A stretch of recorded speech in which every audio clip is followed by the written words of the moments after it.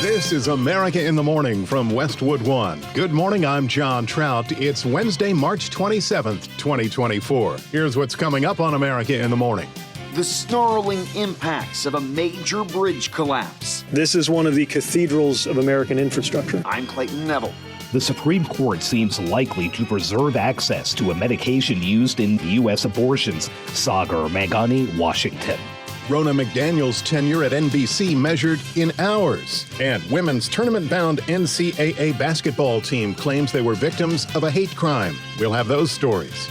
The S&P 500 index coming off 3 down days in a row now, but on pace for a winning first quarter. I'm Jessica Ettinger. Rapper speaks out about government raid on his homes, and Marshals play Follow the Escaped Convict. All ahead on America in the Morning.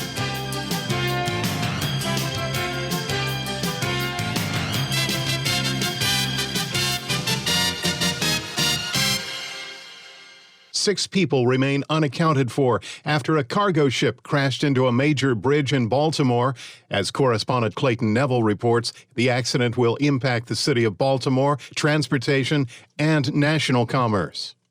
The search for the missing, a massive operation. The National Transportation Safety Board investigating the accident. Involving a Singapore-registered vessel with the name Dali, D-A-L-I, which made contact with the Francis Scott Key Bridge. The bridge then collapsed in dramatic video as it becomes a tangled mess in the Patapsco River. Jennifer Homendy with the NTSB. I want to extend our deepest sympathies to those who have been affected by this significant event. 8 people reported to be construction workers were on the bridge when it collapsed. 2 were pulled from the river alive. This after the vessel is said to have reported a mayday after operators lost control of the ship full of cargo. It's believed the vessel lost power. That alert being credited for allowing traffic on the bridge to be stopped, essentially saving lives. Maryland Governor Wes Moore said the state and other agencies activated all available help. There is not a single resource that we will hold off on deploying. I have already authorized the deployment of everything from air, land, and sea resources. President Biden offered the same at the federal level. It's my intention that federal government will pay for the entire cost of reconstructing that bridge, and I expect the Congress to support my effort. He had a message for Baltimore. We're with you. We're going to stay with you as long as it takes. And like the governor said, you're Maryland tough, you're Baltimore strong, and we're going to get through this together. The plan is to rebuild the Francis Scott Key Bridge. This is one of the cathedrals of American infrastructure. It has been part of the skyline of this region for longer than many of us have been alive. So the path to normalcy will not be easy. It will not be quick. It will not be inexpensive. U.S. Transportation Secretary Pete Buttigieg. As President Biden has made clear, the federal government will provide all of the support that they need for as long as it takes. The immediate impacts are being felt along the East Coast, or soon will be. The collapse put an indefinite hold on the flow of ships in and out of Baltimore. That expected to snarl deliveries and stress the supply chain. As for the integrity of the structure itself, and if that played a role in the collapse, an investigation underway. I'm Clayton Neville. The issue of abortion back in the U.S. Supreme Court, this time regarding a widely used abortion medication. As Washington correspondent Sagar Meghani reports, a majority of justices seemed skeptical of limiting access to the drug mifepristone. Rolling back FDA's changes would unnecessarily restrict access to mifepristone with no safety justification. Some women could be forced to undergo more invasive surgical abortions. Others might not be able to access the drug at all. The FDA recklessly removed nearly every safeguard it had originally deemed necessary for the use of chemical abortion drugs, including in-person office visits to check for ectopic pregnancies, severe bleeding, and life-threatening infections. Without question, the FDA's actions have made taking chemical abortion drugs less safe. Abortion opponents want the High Court to ratify a conservative appeals court ruling limiting access to mifepristone. But in their first abortion case since overturning Roe v. Wade 2 years ago, the justices appeared to reach consensus that those challenging the FDA's approval of the medication don't have the legal right to sue, which is what top Biden's Supreme Court lawyer Elizabeth Prelagar argued. We don't think they come within 100 miles of the kind of circumstances this court has previously identified of non-speculative harm that can create the kind of cognizable injury for forward-looking relief. Even the 3 Trump appointees who voted to overturn Roe v. Wade were skeptical of the opponent's claims. Amy Coney Barrett seemed to doubt they could show the doctors they identified as being harmed by the FDA's actions actually were. The difficulty here is that, at least to me, these affidavits do read more like the conscience objection is strictly to actually participating in the abortion to end the life of the embryo or fetus.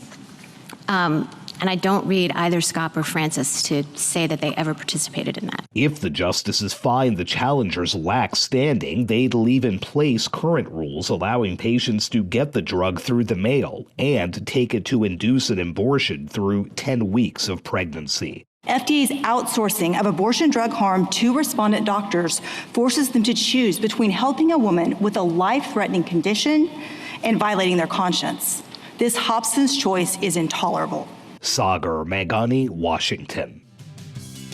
College basketball team claims racial hate crime. When America in the Morning continues after these messages.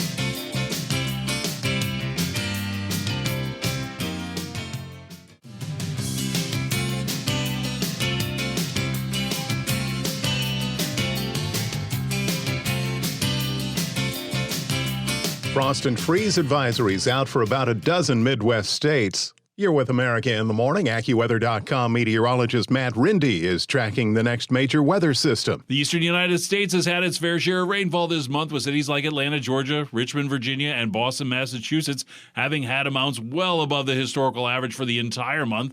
We are going to add to that total today as a cold front that has been moving slowly eastward finally reaches these East Coast states.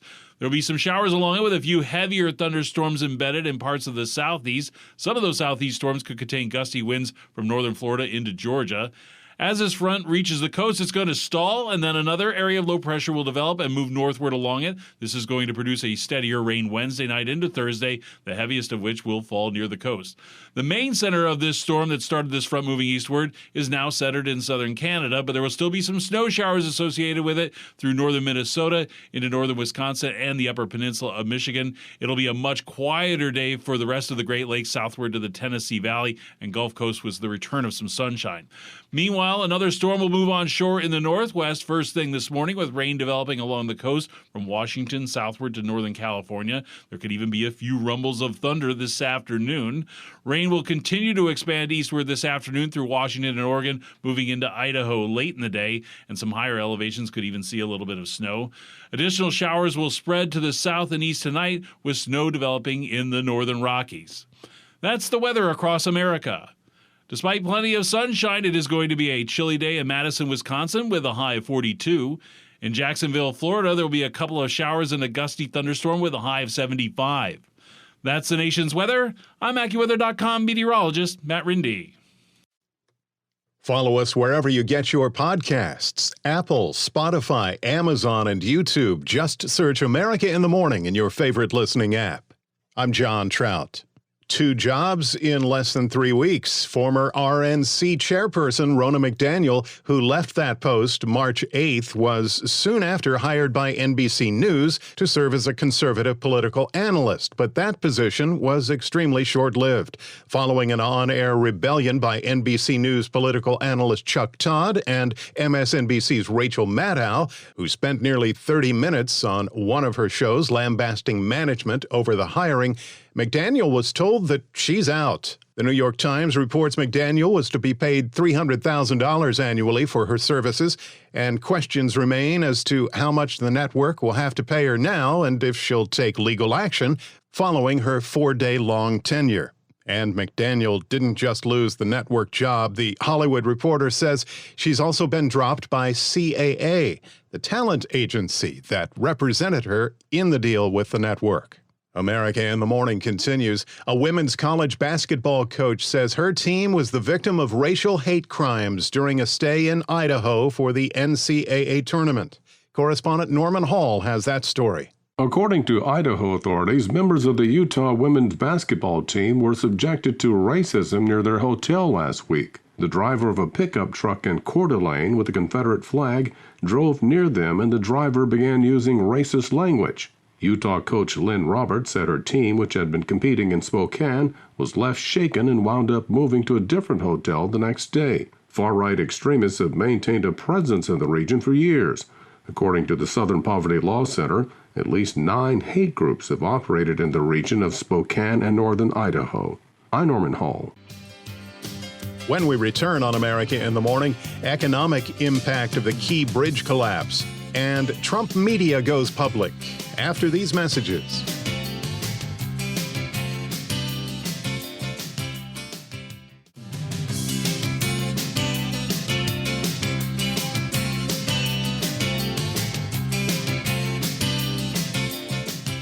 This is America in the Morning. More changes in the works for the company that owns Dollar Tree and Family Dollar.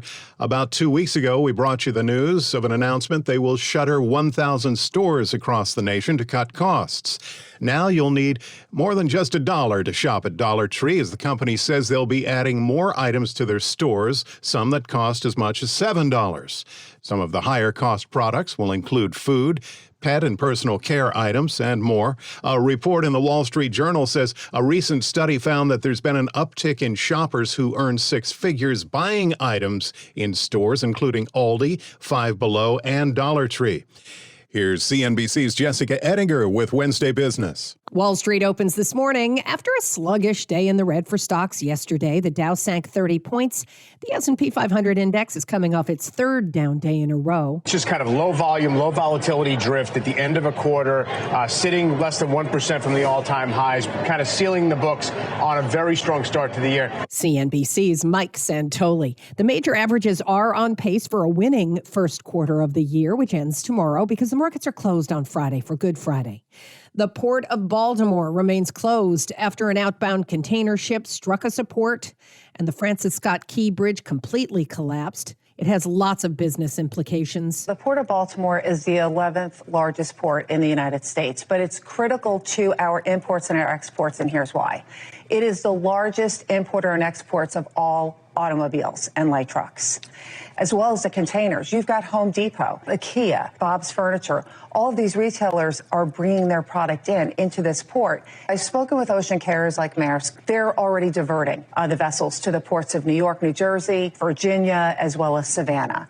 You have about 5 vessels that are currently stuck in the port where, nowhere to go. And then you've got Royal Caribbean and you have Carnival. CNBC's Lorianne LaRocco. Shares of Trump Media were up 14% yesterday, their first day of trading, going public after the owner of the Truth Social platform merged with a shell company. This is a very expensive stock. The people who are buying it, I think it's almost like it's a keepsake. The people who want to support Donald Trump. CNBC's Jim Cramer. Because of changing weather in cocoa-producing areas of the globe, it's going to make chocolate maker input prices higher. In the end, consumers are going to pay more for chocolate products. Jessica, shares of Krispy Kreme donuts on a sugar high yesterday. Yeah, they really were. They were up 40%, ticker symbol DNUT.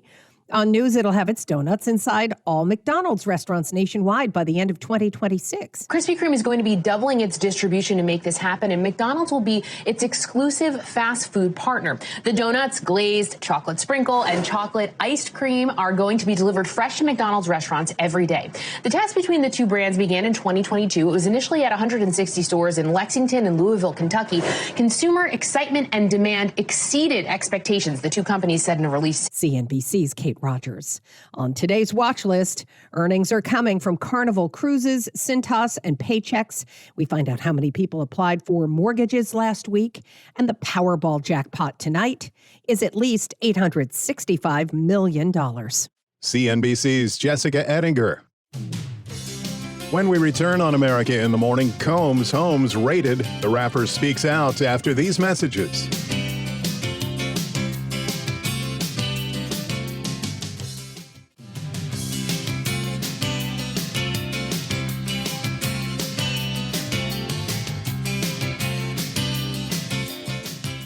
America in the Morning is back.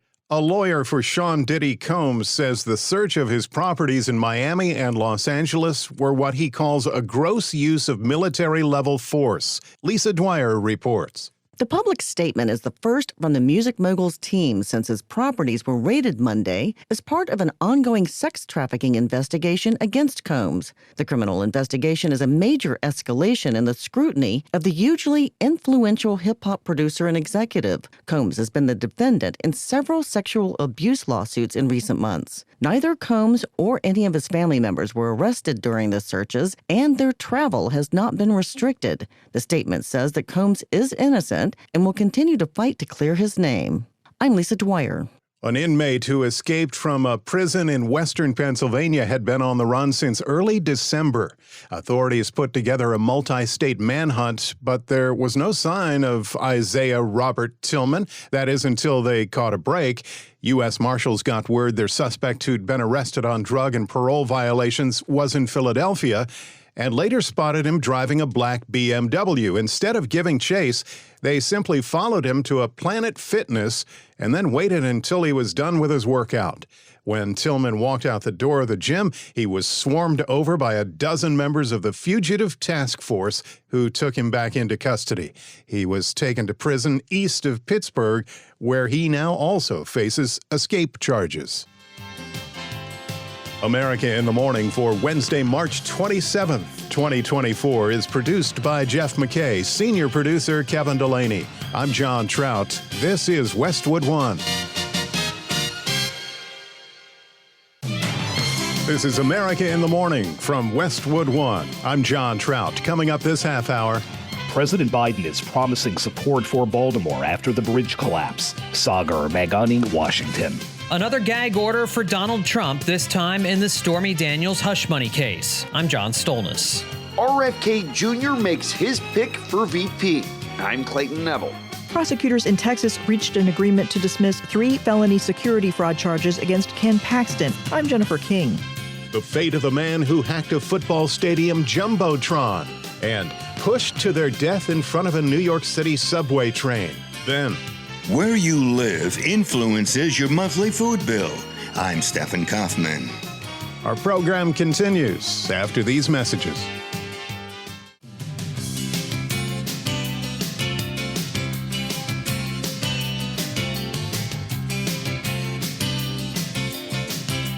Welcome back. This is America in the Morning. Weather across the nation has been very interesting as we try and settle into the springtime pattern. Here's today's forecast with AccuWeather.com meteorologist Matt Rindy. There will be another storm moving on shore in the northwest. First thing this morning, we'll have rain developing along the coast from Washington southward through Oregon into northern California.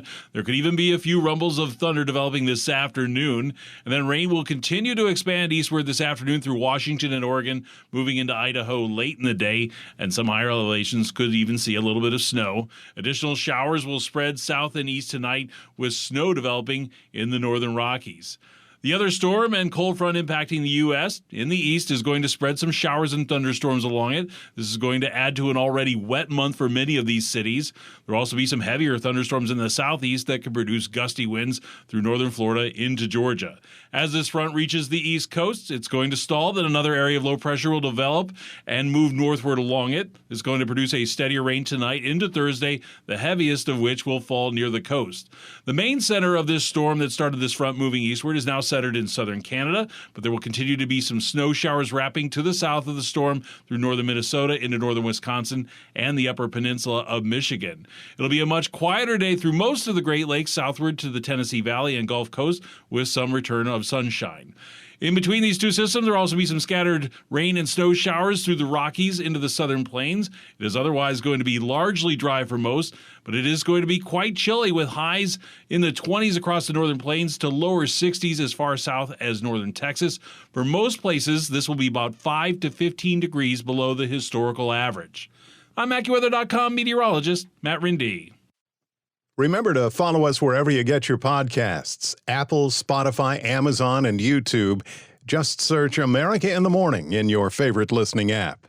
I'm John Trout.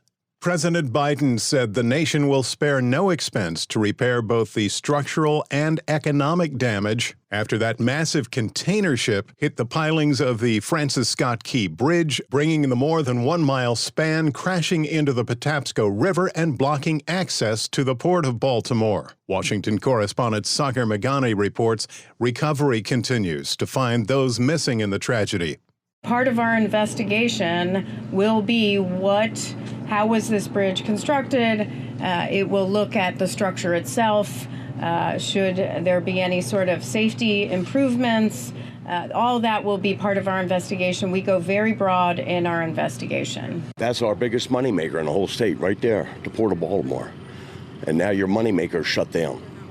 So what's going to make or break the state is how fast they get that shipping lane open so they can open back up. President Biden is promising support for Baltimore after the bridge collapse. I've directed my team to move heaven and earth to reopen the port and rebuild the bridge as soon as humanly possible. And we're going to work hand in hand with the support of Maryland to support Maryland and whatever they ask for. We're going to work with our partners in Congress to make sure the state gets the support it needs. The president notes he's been over the Key Bridge many times during travels to and from Delaware, and it will be rebuilt. It's my intention that federal government will pay for the entire cost of reconstructing that bridge, and I expect the Congress to support my effort. He's also prioritizing reopening Baltimore's port, a major shipping hub. This is going to take some time. But says the government will not leave the people of Baltimore until the job is done. To the people of Baltimore, I want to say we're with you. We're going to stay with you as long as it takes. And like the governor said, you're Maryland tough, you're Baltimore strong, and we're going to get through this together. And I promise we're not leaving. Sagar Meghani, Washington.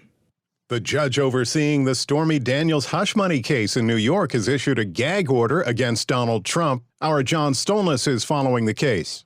Judge Juan Merchan acquiesced to the wishes of Manhattan District Attorney Alvin Bragg, who has charged the former president with covering up payouts to Daniels in order to avoid a sex scandal during the 2016 presidential election. The gag order affects only Trump and prevents him from attacking witnesses in the case, as well as jurors and prosecutors. He also cannot make any comments verbally or on Truth Social about court staff or family members of those involved in the case.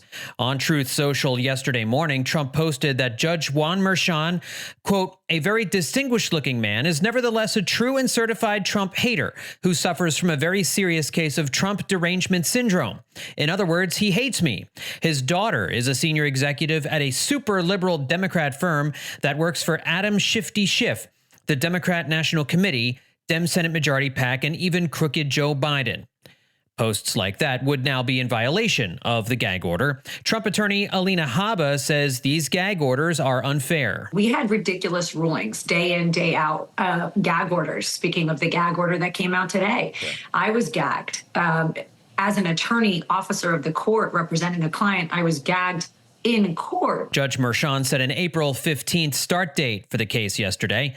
Meanwhile, as Christians celebrate Holy Week, the former president is using the occasion to sell a $60 Bible called the God Bless the USA Bible on his website. All Americans need a Bible in their home, and I have many.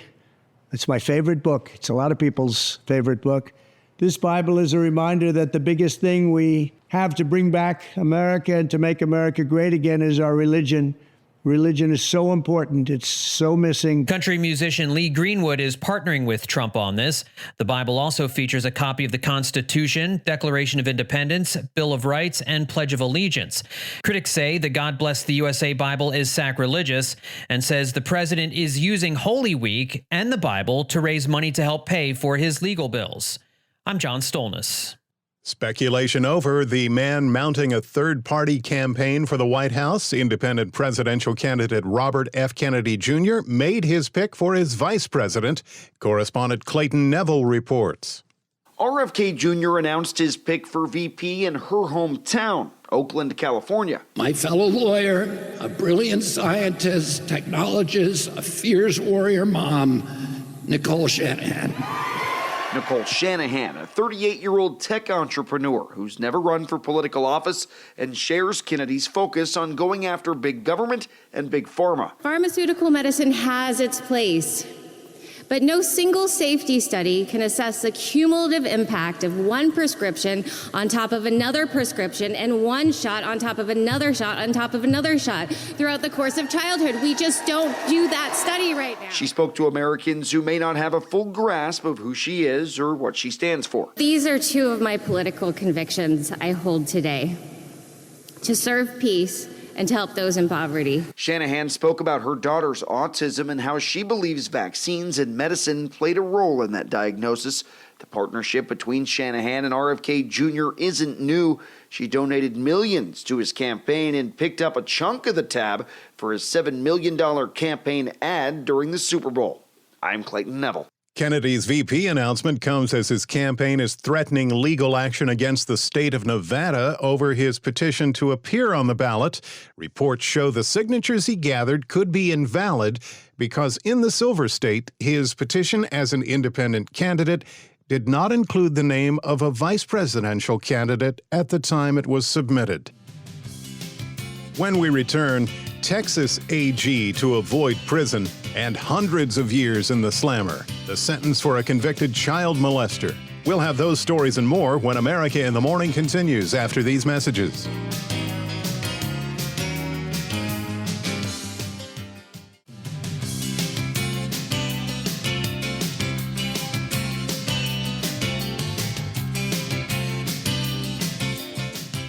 You're with America in the Morning. I'm John Trout. The Texas Attorney General has reached a deal to avoid a possible prison sentence. Details from correspondent Jennifer King.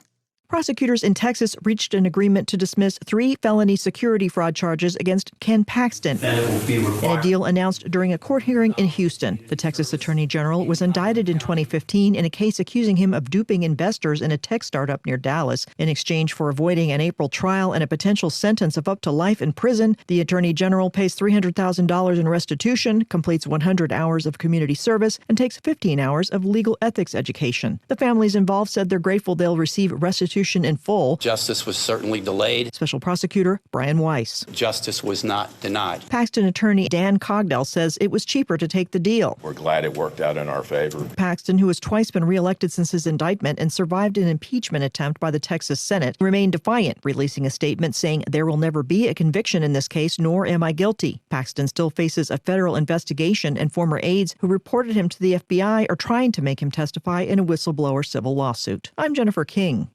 A convicted child molester has been sentenced to hundreds of years in prison for producing pedophile sexual abuse material and hacking the Jumbotron scoreboard at the Jacksonville Jaguars Stadium. Lisa Dwyer has that story. Samuel Arthur Thompson hacked the Jumbotron after the team learned he was a registered sex offender, and they fired him. Prosecutors say Thompson remotely accessed the Jumbotron through a spare server at the Jaguars' facilities and caused it to malfunction during 3 games in the 2018 season. When FBI agents tracked him down, they found files including videos and images that Thompson had produced a month before the raid on his home that depicted children that had been in his care and custody. Thompson has now been sentenced to 220 years in federal prison. I'm Lisa Dwyer. Once again in New York City, a person pushed in front of a subway train has passengers concerned despite a larger police and National Guard presence underground. Correspondent Rita Foley reports. Somebody pushed a subway rider onto the tracks last night in New York City's East Harlem subway station as a train approached. The operator couldn't stop the train and the victim was killed. The man suspected of shoving the victim onto the tracks has been arrested on a murder charge. 24-year-old Carlton McPherson. No details yet on why this happened. Several high-profile shootings and slashings in the last few months have scared many commuters. Earlier this month, New York Governor Kathy Hochul announced she was sending National Guard troops to help conduct random bag checks in subway stations. Hours before Monday's news conference about the plan to send more officers into the system, a man was stabbed several times on a subway train in a dispute over smoking, say police. A suspect was arrested. I'm Rita Foley. WikiLeaks founder Julian Assange's partial victory in a London court means don't look for him anytime soon in the U.S. Correspondent Charles de Ledesma has that story. The wife of Julian Assange, Stella, has criticised a British court ruling which says the WikiLeaks founder can't be extradited to the US on espionage charges unless US authorities guarantee he won't get the death penalty. Now, with this decision, I think the correct question is, why don't you drop the case? Julian has been in prison for almost 5 years. Stella Assange adds this case serves no purpose other than to intimidate journalists all around the world. It is sending a chilling effect. It is creating not just a legal precedent, but a political precedent that is putting journalists all over the world at risk because it is setting a new normal. The judgment, however, is seen as a partial victory for Assange in his long legal battle over his site's publication of classified American documents. Charles de Ledesma, London. AI gadgets are popping up all over the world, promising to make your digital journey a little easier. A new AI assistant will make its debut next month. But for the time being, it's us humans and Chuck Palm with more on the story in today's Tech Report. One of the first consumer wearable AI devices is about to hit the market. The Rabbit R1 from Rabbit Tech was one of the big hits at the Consumer Electronics Show in 2024, making waves with a demo model and an impressive demonstration. With a $200 price tag and features that will impress any tech gadget user, the Rabbit R1 has already sold 100,000 pre-orders and is due to launch at the end of this month. With impressive AI features baked right in, the Rabbit boasts a rotating camera, a microphone, a multifunction search bot, and a simple voice-based interface. The Rabbit R1 understands multiple commands at once and is contextually accurate to your daily routine. Rabbit is planning a pickup party in New York City on April 23rd for some of the first devices to be delivered. The device does not need its own subscription, but will use your smartphone for connection to data. Tell us what you think at allthetoptech.tech. I'm Chuck Palm. America in the Morning rolls on with sports and our Robert Workman. A busy night in the NHL. The Rangers edged the Flyers 6-5 in overtime to become the first team to clinch a playoff berth this year and the first to reach 100 points this season. A good first step for Coach Peter Laviolette. There's probably an assumption that you're going to get in, and so it's not about that anymore. It's about playing the right way and to keep it consistent in the playoffs. Elsewhere, the Bruins rally past the Panthers to regain first place in the Atlantic Division. Devils doubled up the Maple Leafs despite goal number 59 from Austin Matthews. Predators erased a 3-goal deficit in the third to shade the Golden Knights in overtime. Kraken blanked the Ducks to snap an 8-game slide. Penguins, Stars, Canadiens, Capitals, Oilers, Blackhawks, and Coyotes win. NBA, the Lakers needed double overtime to stop the Bucks 128-124, coming back from a 19-point fourth-quarter deficit. Anthony Davis had a game-high 34 points and 23 rebounds. Wins for the Thunder, Mavericks, and Warriors. College hoops NIT quarterfinals. Georgia edged Ohio State, and regional top seed Indiana State held off Cincinnati, so the Bulldogs and the Sycamores advanced to next week's semifinals in Indianapolis. In the CBI tournament semis in Orlando, High Point nipped Arkansas State, and Seattle slammed Fairfield, so the Panthers and the Redhawks square off for that title tonight. Also this evening, the CIT final has Purdue-Fort Wayne at Norfolk State. The Spartans are unbeaten at home this season, so they have that going for them against the Mastodons. And on the eve of baseball's opening day, the last big free agent has found a new home. Lefty Jordan Montgomery, who helped the Rangers to the title last year, agrees to a one-year deal with their World Series opponents, the Diamondbacks. The $25 million deal includes a vesting option for a second season. That's Wednesday Sports. Thank you, Robert. When we return on America in the Morning, the worst states for high grocery bills. After these messages.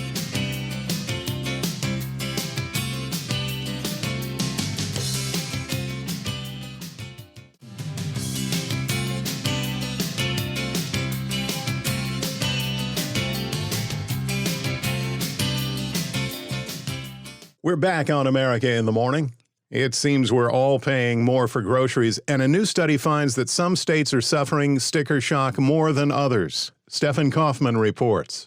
New research suggests that the average American household spends more than $1,000 per month on groceries. And that same research lists the top 5 states where food is the most expensive. Number 1 on the list is California. Cost of doing business in California is higher than most states. I don't think that's any mystery. Further pressure on increased minimum wage in entry-level jobs, which is what we have in the retail sector. Supermarket consultant Joe Welch says the result is having having to stretch traditional margins upward to accommodate these escalating costs, whether it be from wages and labor, government regulation, or whatever the case may be. Weld says population density is not a contributing factor in the cost of groceries. In the end, they still have to be competitive, so the density of a location will not solely determine what kind of retail margin the stores are operating on. While the Northeast states aren't among the costliest places to buy food, the West Coast does have at least one advantage. Produce is cheaper on the West Coast than it is in the Northeast because we don't have freight. Rounding out the top 5 most expensive states for groceries are Nevada, Mississippi, Washington, and Florida.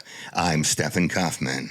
Arnold Schwarzenegger announces he underwent the knife last week. Kevin Carr has details. Arnold Schwarzenegger announced that he had undergone surgery for a pacemaker early last week. He made this public during the latest episode of his podcast, Arnold's Pump Club. Last Monday, I had surgery for a pacemaker and became a little bit more of a machine. Schwarzenegger's pacemaker will manage an irregular heartbeat due to scar tissue from previous surgeries. The 76-year-old actor was born with a congenital heart defect known as a bicuspid aortic valve. He underwent open-heart surgery for a valve replacement in 1997, with additional surgeries in 2018 and 2020.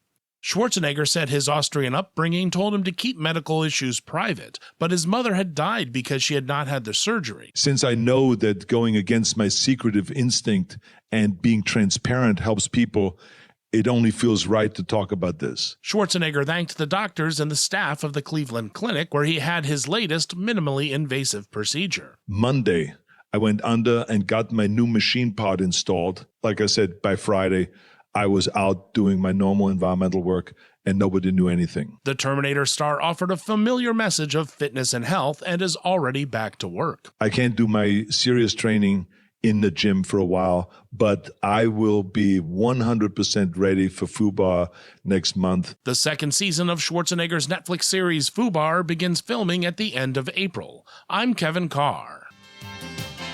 America in the Morning for Wednesday, March 27th, 2024 is produced by Jeff McKay, senior producer Kevin Delaney. I'm John Trout. This is Westwood One.